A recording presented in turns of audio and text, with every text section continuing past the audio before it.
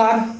आप डॉक्टर जितेंद्र नागर की मुंबई से आवाज़ सुन रहे हैं। हम कुछ दिनों में एक बहुत ही बड़े षड्यंत्र का शिकार हुए हैं। दोस्तों, जब एक लॉकडाउन किया गया, जब एक बात स्पष्ट रूप से सामने आई थी कि जो लोग जहां अटके हैं, जो लोग जहां फंसे हैं वहीं रहेंगे, उनकी खाने पीने सोने रहने की व्यवस्था वहाँ की राज्य सरकारें कर देंगी। लेकिन प्रथम दिन से एक षड्यंत्र किया गया, लोगों को उकसाया गया। कुछ पत्रकार सड़क पर चलते हुए लोगों को फोटो खींच रहे थे, प्रस्तुत कर रहे थे मीडिया में, और विपक्ष में उनको उकसाया घर जाने के लिए। मोदी जी को बार बार इल्जाम लगाए गए कि उनकी व्यवस्था नहीं की गई, लॉकडाउन क्यों लगा दिया गया। उनका मूल रूप हक से हक था, मोदी जी अपने इस कोरोना के संघर्ष में असफल हो जाए। जो लोग शहरों से छोटे छोटे गांव में पहुंचे, वो अपने साथ कोरोना लेके पहुंचे, और हम पिछले सप्ताह भर में ये बात देख पा रहे हैं कि छोटे छोटे गांव, मात्र छोटे छोटे गांव जो ग्रीन जोन में थे, वो भी आज ऑरेंज या रेड जोन में कन्वर्ट हो गए हैं। पहले तो उनका सोच था ये कि कोरोना के संघर्ष में मोदी जो है उनकी आकांक्षाओं को कहीं ना कहीं स्थानों को मिलता है। दूसरा, ये लोग अर्थव्यवस्था को समझने वाले लोग हैं। उनके पास मनमोहन सिंह जैसे अर्थशास्त्र व्यक्ति हैं, उनके अभिजीत जैसे नोबेल पुरस्कार विजेता अर्थशास्त्री जी हैं, उनके साथ रिन्यू करते हैं।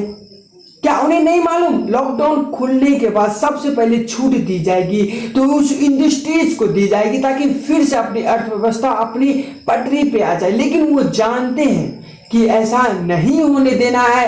उन लोगों को, उन सारी स्किल स्टाफ को अपने गांव में भेज दिया। मित्रों, जब ये लॉकडाउन खोला जाएगा और इस इंडस्ट्री को फिर से छूट दी जाएगी, तब हमारे पास इसके लेवल पे नहीं होगा। ये बात वो बहुत अच्छी तरीके से जानते थे, समझते थे, और वो बहुत बड़ी चूक हमारी अर्थव्यवस्था के लोगों ने की है। उनकी महत्वाकांक्षा सत्ता, चाहे देश बर्बाद हो, अर्थव्यवस्था बर्बाद हो, लेकिन उनका उद्देश्य यही था किसी भी तरीके से मोदी जी को संघर्ष में असफल किया जाए। उन्होंने यहाँ तक की घोषणा कर दी कि जिनको घर जाना है उनको घर जाने का पैसा उनकी पार्टी देगी। वो भी लोगों को गुमराह किया गया। सबके मुख पे यही था, जहाँ पे जिनकी सरकारें थी सारे पैसे वसूल हो गए, कुछ भी वसूला नहीं गया। उनको मैं आपको इस बात के लिए जगाना चाहता हूं कि बहुत बड़े षड्यंत्र का शिकार हुए।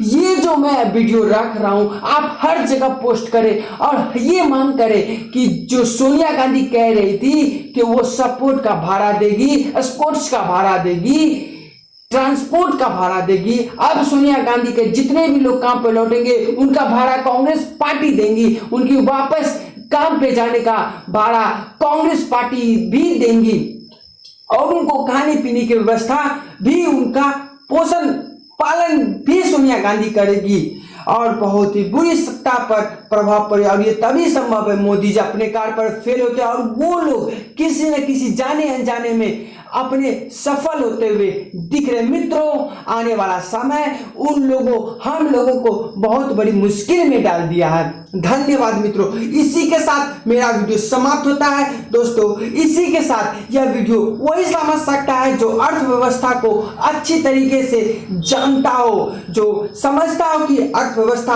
आखिर क्या है, इससे हमें क्या क्या हानियां हुई है, क्या आरोप लगाए गए हैं, किसको क्या उकसाया गया है। यह वीडियो बहुत ही सुंदरता। मिलते हैं आपसे अगले वीडियो।